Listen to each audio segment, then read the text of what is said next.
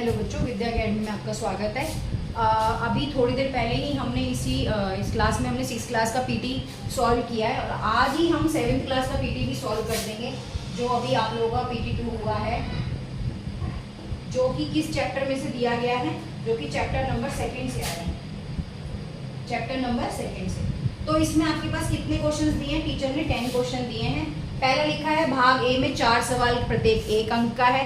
भाग बी के अंदर कंसिस्ट 3 क्वेश्चंस दिए गए हैं जो 2 नंबर के हैं।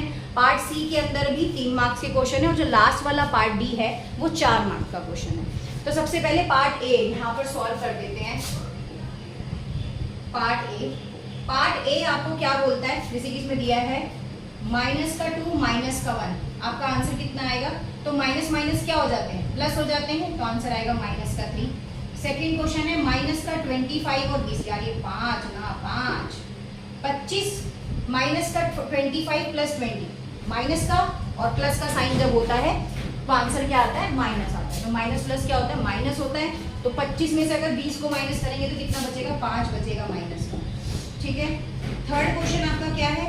53 डिवाइडेड बाय डैश, यहाँ पर माइनस का 53 दे रखा है एग्जामिनर ने। तो 53 को ऐसी कौन से नंबर से हम डिवाइड करें कि हमारे पास दोबारा से माइनस का 53 आ जाए? दोबारा सुन लीजिए, माइनस के 53 को हम ऐसे कौन से नंबर से डिवाइड करें कि हमारे पास दोबारा माइनस का 53 आ जाए? तो उसका आंसर है 1। नेक्स्ट हमारे पास फोर्थ है -1 = 225। तो देखो, अगर हम माइनस के डिजिट के साथ किसी भी नंबर को मल्टीप्लाई करते हैं, अगर हम माइनस के डिजिट के साथ किसी भी नंबर को मल्टीप्लाई करते हैं तो हमारे पास आंसर माइनस का ही आता है, 225। ठीक है। अब उसके बाद हमारे पास क्या है? पार्ट बी है। ये पार्ट फर्स्ट हो गया। पार्ट बी देख लेते हैं एक बार। पार्ट बी, ये सारे 1 मार्क के क्वेश्चन थे। पार्ट बी के अंदर कितने नंबर के क्वेश्चन है? Write the pair of integers whose sum is this, आपको दे रखा है। तो write the pair 7 integers whose sum is 0। क्या लिखा है ये टीचर ने? राइट द पेयर 7 इंटीजर्स, 7 दे रखा है यहाँ पर, whose sum is 0 एंड पूर्णांकों का युग्म निकालो, वो 0। Pair integers whose sum is 0। Okay, ऐसा पेयर बनाना है इंटीजर का जिसका सम क्या है? 0 है। तो 5 सम आना चाहिए, तो माइनस का 5 प्लस का 5, तो आंसर कितना आ जाएगा? 0 आ जाएगा। खत्म। अब क्वेश्चन नंबर कौन सा है? ये 4 हो गया। ये क्वेश्चन नंबर 5 है। क्वेश्चन नंबर 6 क्या कहता है? -6 प्लस का 5 डिवाइडेड बाय -2 प्लस का 1। सॉल्व करना है इसको। तो माइनस, पहले ब्रैकेट सॉल्व करते हैं। तो 6 में से 5 को माइनस करेंगे, कितना आएगा? -1। इसमें से करेंगे तो -1। अब माइनस हमेशा इट सेल्फ नंबर होता है, जितनी मर्जी बार मल्टीप्लाई कर लो या डिवाइड कर लो, आंसर 1 ही आता है। इसी का क्वेश्चन नंबर 7 जो है वो क्या कहता है? 49 डिवाइडेड बाय 49। भाई अगर 49 को 49 से डिवाइड करेंगे तो कितना आएगा? -1। क्वेश्चन नंबर 8, क्वेश्चन नंबर 8 में 3 दिया गया है। 51 × 0 मल्टीप्लाई माइनस का 80, है ना? तो अब देखो, अगर कोई भी डिजिट अगर 0 से मल्टीप्लाई होती है तो याद रख लो आंसर हमेशा 0 आता है। और 0 ऑलवेज हमेशा लाइफ के लिए भी बेस्ट होता है और अपने लिए भी। 0 की स्टार्टिंग, 0 से मिला हुआ व्यक्ति हमेशा अच्छा होता है। अब माइनस का 21 और माइनस का 30, इनको मल्टीप्लाई कर दो, 21 और 30, 0 2 0। कोई भी डिजिट अगर 0 से मल्टीप्लाई होती तो 0 ही आएगा। उसके बाद 3 1 = 3 और 2 3 = 6। तो आंसर कितना आ गया? 630। कितना आंसर आ गया यहाँ पे? 630। सेकंड क्या है आपका? इसके लास्ट में -1 × -1। अभी मैंने पीछे बताया था, अगर -1 को -1 से मल्टीप्लाई करोगे तो माइनस से माइनस कट जाएगा, आंसर आएगा 1। कोई महाशय यहाँ पर -2 भी लिख के आया है, इसका पेपर है ये। 36 बार बता रखा है कि अगर कोई डिजिट -1 से मल्टीप्लाई होती है तो आंसर 1 ही आता है। फिर भी पता नहीं क्या गलतियाँ करके आते हैं, समझ नहीं आती। चलिए, चलो टीचर तो बहुत कुछ बताता है, एग्जाम में जितना याद रह जाए वही साथ दिखाता है ना।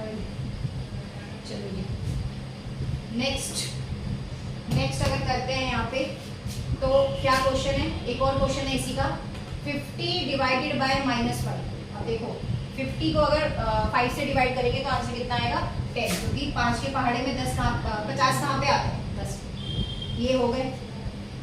अब क्वेश्चन नंबर 9 देख लेते हैं, फाइंड द प्रोडक्ट। ये भी पुरानी किताब का क्वेश्चन है, नई किताब में ये क्वेश्चन नहीं है, आई थिंक सो, मैं एक बार चेक कर लूँगी। अब देखो, इसके लिए अगर आइडेंटिटी की बात करें तो इसकी आइडेंटिटी होती है a plus B, A multiply B plus C, ये आइडेंटिटी होती है इसके लिए, ठीक है, ये आइडेंटिटी रहती है। तो इसमें a क्या है, जो चीज़ आपको दो बार दिख रही है, 48 कॉमन आ जाएगा, b क्या है आपका 26 है, और c क्या है माइनस का 36। 48 मल्टीप्लाई 26 प्लस माइनस का 36, 48 मल्टीप्लाई माइनस प्लस क्या हो जाते हैं, माइनस हो जाते हैं, तो आंसर आएगा माइनस का 10। आंसर कितना आ गया 480। दोबारा समझा देती हूँ, ये वाली आइडेंटिटी लगेगी a, आइडेंटिटी लगेगी a मल्टीप्लाई b प्लस सी, और इसके अंदर क्या आएगा, इसके अंदर आएगा 48a हो गया, क्योंकि वो दो बार रिपीट हो रहा है, तो दो बार जो नंबर रिपीट होता है उसको कॉमन निकाल लेते हैं या एक ही मान लेते हैं। 48 26 36, 48 बाहर आ गया, 26 b की जगह आ गया, और 36 आपका c की जगह आ गया। अब 48 और मल्टीप्लाई 36 में से 26 को माइनस करेंगे तो 10 बचेगा, और तो आंसर आएगा 480 माइनस का, क्यों, क्योंकि 10 के साथ माइनस का साइन लगा हुआ है। अब क्वेश्चन नंबर 10 है आपका, वो क्या कहता है, इन अ क्विज कंपटीशन हुआ है जिसके अंदर टीम ए स्कोर करती है 10,0 माइनस का 40 मार्क्स, टीम बी स्कोर करती है माइनस का 40 10 0 मार्क्स इन 3 सक्सेसिव राउंड में। तो which team is scored more, तो कौन सी टीम ज्यादा स्कोर करेगी। तो सबसे पहले टीम ए देख लेते हैं, टीम ए को प्लस कर देते हैं, कितने हैं 10 जमा 0 माइनस 40। टीम बी को देख लेते हैं, टीम बी कितना है माइनस का 40 जमा 10 और प्लस 0, तो 10 में से 40 गए तो टीम बी का आंसर कितना आया -30, और इसका भी आंसर कितना आया -30। तो दोनों किस टीम को ज्यादा प्राप्त अंक मिले हैं, तो किसी को नहीं, आंसर आएगा किसी को नहीं, दोनों बराबर, ठीक है जी, दोनों बराबर। तो ये 7th क्लास का भी यूटी आज हमने सॉल्व कर लिया है। अब इसी तरह से 9th का भी कर लेंगे। अभी मेरे पास वो व्हाट्सएप पे पड़ा है, उसमें है नहीं हार्ड कॉपी, कल इसी तरह से मैं 9th का और 10th का अपलोड कर दूंगी, ठीक है, 9th का और 10th का मैं कल अपलोड कर दूंगी उसका, श्योर, डन।